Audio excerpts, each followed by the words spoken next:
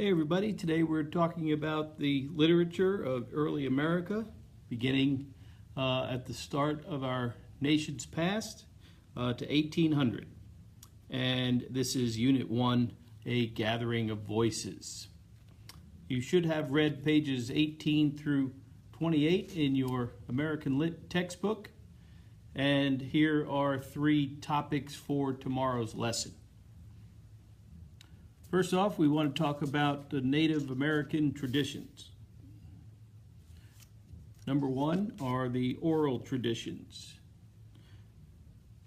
Number 2, we have the lyrics in the stories. 3, respect for nature. And 4, we connect with the spiritual world in the literature. You should be able to talk about how the oral tradition is important in Native American literature. What did the lyrics and stories produce? Thirdly, how do they represent the respect for nature? And fourth, how do these myths help us to see their connection with the spiritual world? So that's your first part of our study, the Native American traditions.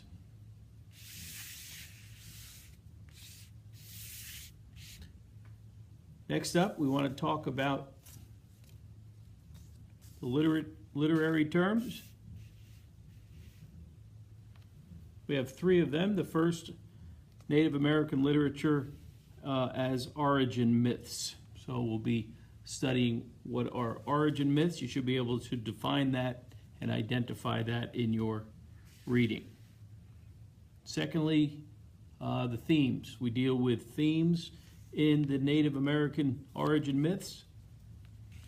And thirdly, we have what are called archetypes.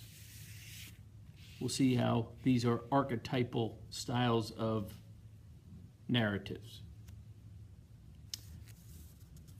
Next up, we have the 3 origin myths. These are the myths you should be reading tonight, or should have read last night, excuse me.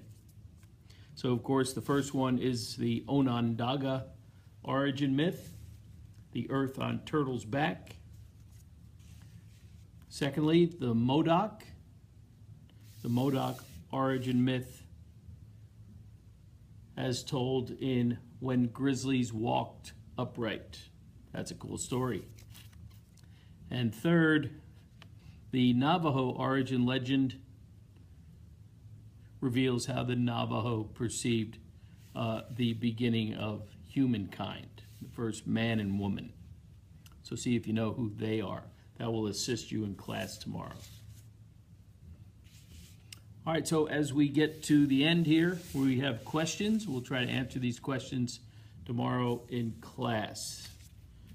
Origin myth questions.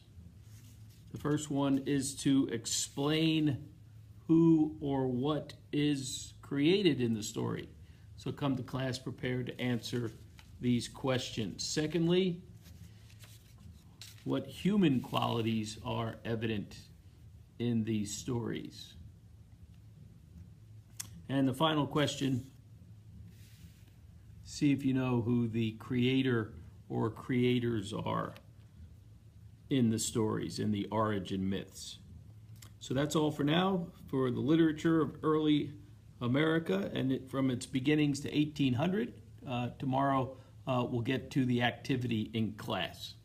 And as I said earlier, be sure you've read pages 18 through 28 in your textbook.